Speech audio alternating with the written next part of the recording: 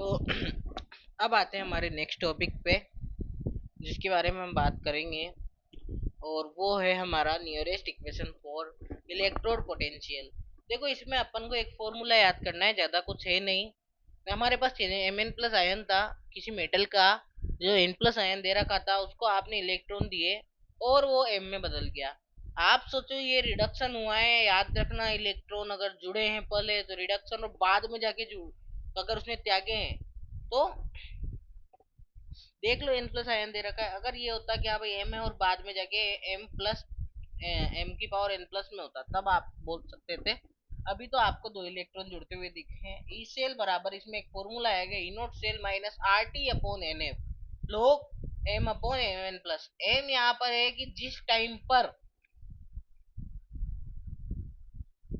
Time पर सबसे पहले एम को अगर हम देखना चाहे तो ये बोल सकते हैं रिएक्टेंट एम एन प्लस, मतलब ये है एम। प्रोडक्ट में कितना चार्ज है या कितने आयंस है, अपोन में रिएक्टेंट के आयंस, दोनों के बारे में या दोनों की मोलर कंसंट्रेशन। यहाँ पर अपन ज्यादातर चार्ज ही लेते हैं। आपको सिर्फ फॉर्मूला याद करना है, मेनली फॉर्मूला ही पूछा जाएगा, उससे ज्यादा डीप में कुछ पूछा भी नहीं जाएगा। यहाँ से लिख रखा है फॉर प्योर सॉलिड और लिक्विड और गैस के लिए 8 180 m the molar concentration is taken as unity, मतलब वन ली जाएगी। तो भाई प्योर क्या होगा, जिसके आयन नहीं बन रहे, मतलब जो आपका प्रोडक्ट बना है एम, ये एक तरह से प्योर है, तो इसके कोई आयन नहीं बन रहे, तो ई सेल बराबर ई नोट माइनस आर की वैल्यू R T upon N F log 1/mn plus. अब मुझे बेस में 10 लेना है, तो लोग के बेस में लोग को लोग 10 में बदलते हो तो किससे मल्टीप्लाई करोगे, 2.303। चल रहा है, सही है यहाँ तक। पुटिंग आर की वैल्यू रख दिया आपने, एफ की रख दी, एफ फेराडे होता है जिसका वैल्यू होता है 96,500। टेम्परेचर हम लेते हैं 298 केल्विन, जिसको एक नियत ताप माना जाए, स्टैंडर्ड टेम्परेचर भी आप बोल सकते हो इसको। बाकी एन क्या होगा आपका, इलेक्ट्रॉन्स, कितने इलेक्ट्रॉन, कितना चार्ज है, वो आपका एन होगा। बाद में जाने के बाद कितना उस पर चार्ज बन रहा है, कितने इलेक्ट्रॉन है, वो इसका चार्ज होगा। लॉग 10 में बदलने की वजह से 2.303। तो आप ई बराबर क्या लिखोगे, ई नोट मतलब स्टैंडर्ड टेम्परेचर, ई बराबर क्या है, नॉर्मल जो आप ई रखते हो, E naught standard electro potential. 0.0591 calculation के बाद आया, आपने आर टी की वैल्यू रखी, एफ की वैल्यू रखी, उसके बाद आपको ये मिला एन।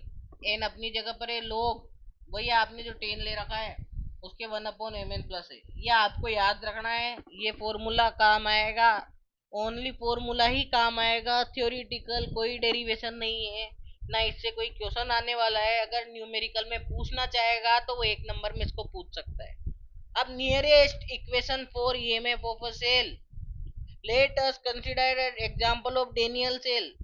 देख रहे हो सामने, जेड एन टू प्लस था, जेड एन था equal E Z N two plus, उसी में रखा है आपने ई बराबर ई नोट वाला ही, ई बराबर ई नोट लिख रखा है इसने, Z N two plus R T upon N F, और ये इसके आयन रख रखे हैं सी यू टू प्लस के लिए ऐसे लिख रखा है। आपको यही सीखना है लिखना, किसी भी सेल के, डेनियल सेल का।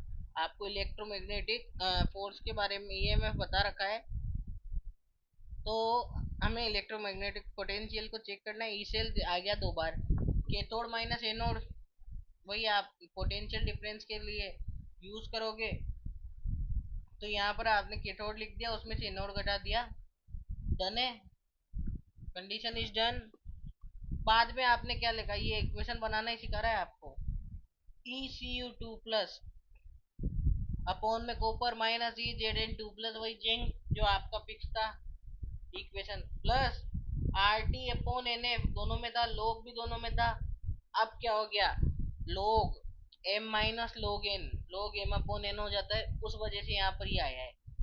ई नोट सेल, ई नोट सेल बराबर वही आपका दिख ही रहा है सामने सामने, इसको आप ई नोट सेल लिख सकते हो, E naught cell minus R T upon N F, कितने, दो इलेक्ट्रॉन, टू प्लस आयन है ना, दोनों पर चार्ज क्या है, टू प्लस थ्री तो है, तो टू एफ लिख दिया आपने। दोनों पे चार्ज देख लो, टू प्लस है, इस वजह से आपने इनकी वैल्यू टू रखी है।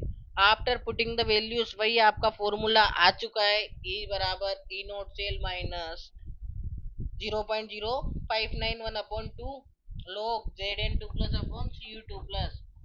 जो कि मैंने आपको बताया था। आपको सिर्फ ये दोनों फॉर्मूलाज याद रखने, इक्वेशन में ज्यादा आपको नहीं जाना है। ना आपसे इक्वेशन पूछी जाएगी, ना उसको मतलब आपको इक्वेशन से। आगे अगर हम बात करें तो आगे देखते हैं equilibrium constant for the Nernst equation के लिए इक्विलिब्रियम कांस्टेंट क्या होगा। देखो, इक्विलिब्रियम कांस्टेंट से हम क्या समझेंगे, एक ऐसी कंडीशन जिसमें रिएक्टेंट में जितना जुड़ रहा है उतना ही प्रोडक्ट में निकल रहा है। मतलब रिएक्टेंट में 2 इलेक्ट्रॉन जुड़े तो प्रोडक्ट में 2 निकलेंगे, कंफर्म है। when the flow of electron due to increased concentration of Zn2 plus at anode and SO4 at cathode by the flow, then cell reaction stop। Equilibrium मतलब क्या हुआ, जो प्रोडक्ट में रिएक्टिविटी हुई उतनी एक्टिविटी किधर हुई। अब हम बात करते हैं भाई साहब कैसे, तो इसको समझेंगे कि भाई साहब जब Zn2 प्लस से 2 इलेक्ट्रॉन जा रहे हैं तो कैथोड से वापस 2 आ भी रहे हैं।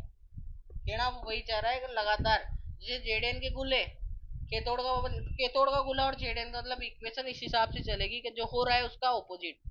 अपन काफी सारी इक्वेशन में दोनों तरफ साइन नहीं लगाते कि एरो का, अगर यहाँ से प्रोडक्ट बन रहा है तो प्रोडक्ट से वापस ये बन सकता है। उस कंडीशन को कहते हैं अपन इक्विलिब्रियम इक्वेशन। जैसे वाटर से आइस बनती है तो आइस से वाटर बन सकता है। डन है। क्यू बराबर के याद है आपको, क्यू याद करो। Zn2 प्लस के की वैल्यू इसने दिखा रखी है नोट्स में, अगर देख रहे हो तो। Zn2 प्लस क्या है, पीछे जाके देखोगे तो मिल जाएगा, प्रोडक्ट का अपॉन में रिएक्टेंट का। चार्ज बोलो, मोलर कंसंट्रेशन बोलो, कुछ भी बोल सकते हो, काम दोनों ही नहीं आने वाले आपके। Putting the values by E naught cell, यहाँ पर 2.303 करना, थोड़ी सी गलती है। लॉग के लिख रखा है आपने, वही आपका फॉर्मूला कोई वही इनडायरेक्टली अपन ने वापस डिराइव कर लिया, इसको लॉग के रख दिया। R T upon N F की वैल्यू अपन ने वही रख दी, एन का अपन को इस बार पता नहीं है। क्यों इक्विलिब्रियम मतलब कंडीशन यूं है कि भाई 2 जा रहे हैं और 2 ही आ रहे हैं, तो कोई आइडिया नहीं है भाई साहब। उस हिसाब से आप यहाँ पर एन को एन ही रहने दो। फेराडे और इन सब की वैल्यू लिख दिए। आ जाओ, relation between delta G naught G. Delta G यहाँ पर गिब्स एनर्जी के लिए यूज होता है। देखो मैं तो सीधा सीधा बता दूं, गिब्स एनर्जी क्या है, जाने वाली एनर्जी, आने वाली एनर्जी, उसके बारे में बात की है। आपके गिब्स इक्वेशन है तो नहीं, अगर आपने 11th में पढ़ा हो तो अच्छा है। एंड ई नॉट सेल, तो sir delta G equal to delta G naught plus R T log Q. Q की वैल्यू याद है, ऊपर देख के आ ही चुके हो।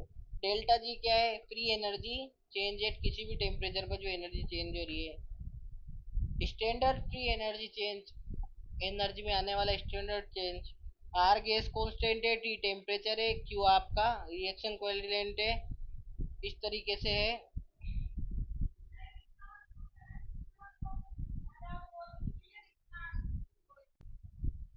तो आ जाओ वापस से, ये अपन ने देख लिया कि भाई किसका नाम क्या है। अब ये बताओ, कंडीशन इक्विलिब्रियम थी, हमने बात की अगर इक्विलिब्रियम होगी तो डेल्टा जी क्या हो जाएगा, जीरो। क्यों, जितनी एनर्जी जा रही है उतनी आ रही है। अगर दोनों का डिफरेंस देखोगे तो जीरो हुआ नहीं हुआ। डेल्टा जी नॉट भी स्टैंडर्ड रहता है। उसके बाद आर टी एल एन के, क्यू बराबर के आपने रख दिया है। इक्वेशन बन चुकी है आपकी, देख लो सामने आंखों के। डेल्टा जी नॉट को उधर बेच के आ जाओ ई सेल पर। ई सेल क्या होगा, E naught cell R T L N F Q, ये आपको याद है, क्यू को के लिख दिया, कोई दिक्कत नहीं है। ई सेल की वैल्यू क्या होगी, देखो स्टैंडर्ड वाला तो जीरो नहीं होगा, ई नोट सेल जो स्टैंडर्ड में, पर ई सेल का 2 इलेक्ट्रॉन जा रहे हैं, मतलब कोई इलेक्ट्रॉन का आदान प्रदान ही नहीं हो रहा, जितने जा रहे हैं उतने आ रहे हैं। मतलब जो एक्टिविटी हुई उसकी रिएक्टिविटी भी आत्मवात हो रही है, तो वहां पे इलेक्ट्रिसिटी जनरेट ही नहीं होगी। और अगर इलेक्ट्रिसिटी जनरेट नहीं होती, ई सेल तो जीरो हो गया, स्टैंडर्ड वाला जीरो होता नहीं है, आपको पता है। ई नोट सेल की वैल्यू अपन को निकालना है, R T upon N F log K. अब हम बात करते हैं यहाँ पर एक चीज,